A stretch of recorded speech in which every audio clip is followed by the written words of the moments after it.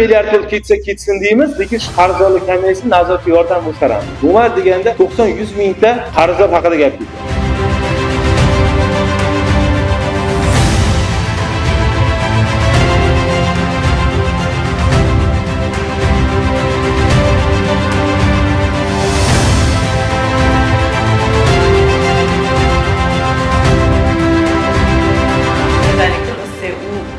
Apesar de 19 kirgizgan bo'lamiz-ku, anaqa bo'yicha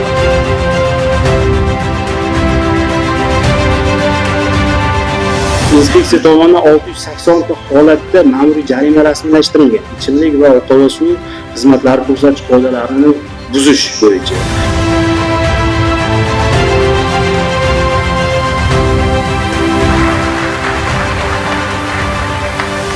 Rahbariyatimiz tomonidan, Sud aksiyador jamiyati, Toshkent shahar aksiyador jamiyati rahbariyati tomonidan ko'p yillik halol va samarali mehnatlari bilan ko'pchilikka o'rnak bo'lib kelayotgan sohada munosib ishlab kelayotgan xodimlarni magistr ruxsatlari bilan bir taqdirlasak.